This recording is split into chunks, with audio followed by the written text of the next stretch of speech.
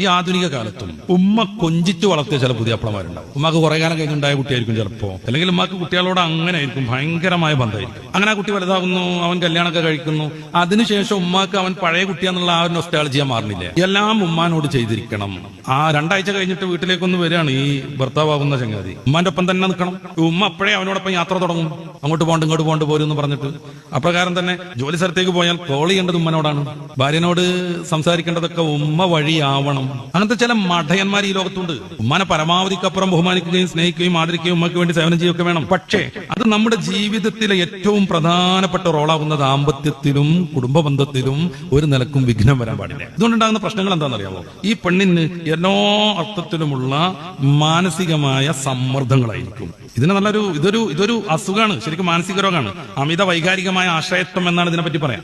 എന്തും മനോട് അദ്ദേഹം വീട്ടിൽ വന്നിട്ട് 2 ദിവസം മാത്രം നിൽക്കുമ്പോൾ അങ്ങാടി പോകുമ്പോൾ അമ്മ ഞാൻ പോയാലെന്ന് പറയാം. ഉമ്മനോട് അങ്ങനെ പറഞ്ഞോളൂ, പക്ഷെ ആദ്യം അവളോട് പറഞ്ഞിട്ട് പോകണം. ആദ്യം അവളോട് പറയാം, ഞാൻ അങ്ങാടി പോയാൽ എനിക്ക് എന്തെങ്കിലും വേണമെന്നൊക്കെ ചോദിക്കുക. എന്നിട്ട് ഇറങ്ങുന്ന സമയത്ത് ഉമ്മ ഞാൻ പോകട്ടോ എന്ന് പറയാം. ഉമ്മനെ മാനിക്കരുത് എന്നാണ്. നന്നായിട്ട് മാനിക്കണം, സ്നേഹിക്കണം, ആദരിക്കണം, ഉമ്മാന്റെ വാക്കുകൾ മുഴുവൻ കേൾക്കണം. പക്ഷെ അത് ജീവിതത്തിന്റെ ഏറ്റവും പ്രധാനപ്പെട്ട റോളിൽ നമുക്ക് വലിയ തടസ്സങ്ങളാവാൻ പാടില്ല.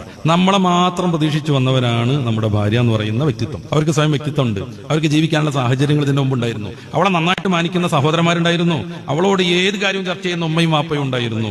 ആ ഒരു വിശാലമായ കൊട്ടാരത്തിലെ രാജകുമാരിയായി വാഴുമ്പോഴാണ് അവർ ഈ ഒരു മമ്മൂട്ടിമ്മക്ക് കല്യാണം കഴിച്ചു വരുന്നത്. പിന്നെ അവർക്ക് യാതൊരു പരിഗണനയും കിട്ടുന്നില്ല.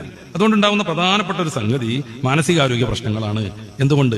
അവഗണിക്കുന്നു എന്ന ശക്തമായ തോന്നലുണ്ടാകും. ഇത് കാരണം ആത്മവിശ്വാസത്തിൽ നല്ല കുറവുണ്ടാകും. ഇതിന്റെ അനുബന്ധമായി ഉത്കണ്ഠയും വിഷാദവും വരും. അന്തമുട്ടിങ്ങനെ ഇരിക്കും. അതോടുകൂടെ രക്തക്കുറവ് സംഭവിക്കും. അതോടുകൂടെ വിവിധങ്ങളായ ആരോഗ്യ പ്രശ്നങ്ങൾ ശാരീരികമായിട്ട് തന്നെ വരും. 4-മതായി വൈകാരികമായ മരവിപ്പുണ്ടാകും. സെക്സിനെ കുറിച്ചുള്ള മോഹങ്ങളും പ്രതീക്ഷകളും ഒക്കെ തീരും. ചിലപ്പോഴൊക്കെ ഇയാൾക്ക് വേണ്ടിയിട്ട് അതിന് സന്നദ്ധയാകും. പക്ഷെ അവളെ ഏതോ ഒരു ലോകത്തായിരിക്കും. ഇത് നിരന്തരം സംഭവിക്കുമ്പോ തീർച്ചയായും ആ പെണ്ണിൽ സമൂലമായ മാറ്റം ഉണ്ടാകും. അവളുടെ സൗന്ദര്യം കുറയും, അവളുടെ ആരോഗ്യം ക്ഷയിക്കും, അവൾ ഒട്ടിപ്പിടിച്ചൊരു പേക്കോലായിട്ട് മാറും. അതുകൊണ്ട് തന്നെ ഹീമോഗ്ലോബിനൊക്കെ പരിശോധിച്ചാൽ 7-6 ലെവലിലേക്ക് എത്തിയിട്ടുണ്ടാവും. പ്രസവിക്കണം തന്നെ 13-14 ആവണമെന്ന് ഡോക്ടർ പറയും. എന്ത് കഴിച്ചാലും അത് ഉള്ളിൽ കൊള്ളൂല, കഴിക്കൂല. ഉമ്മക്ക് സാമ്പത്തികമായ ശ്രദ്ധ കുറച്ച് കൂടുതലാണ്. സപ്പോസ് അപ്പൊ ശമ്പളം കിട്ടിയതൊക്കെ ഉമ്മാന്റെ കയ്യിൽ കൊടുക്കണം. ഉമ്മ ചോദിച്ചു വാങ്ങും. അങ്ങനത്തെ ഒരു കുടുംബത്തെ കുറിച്ച് നേരിട്ട് അറിയാം. അതുകൊണ്ടാണ് ഞാൻ പറയണം, അമ്മ ചോദിച്ചു വാങ്ങും. അപ്പൊ ഈ പെണ്ണിന് ആവശ്യമായ എന്തെങ്കിലും കാര്യങ്ങൾ വാങ്ങാനോ അത് ഉമ്മാനോട് ചോദിച്ച് അന്വേഷിച്ച് ഉമ്മ പ്രാഗി പറഞ്ഞു കൊടുത്തിട്ട് വേണം. എങ്ങനെ ഉണ്ടാവും ആ ഒരു ഭാര്യയാകുന്ന സ്വന്തം വ്യക്തിത്വം പലരും ചേർന്ന് നശിപ്പിച്ചുകൊണ്ടിരിക്കുന്ന ആ പെണ്ണിന്റെ അവസ്ഥ എന്തായിരിക്കും? നമ്മുടെ സ്ത്രീകളുടെ ആരോഗ്യത്തെ കുറിച്ച് ഏറ്റവും ശ്രദ്ധ വേണ്ടത് നമ്മളാണ്.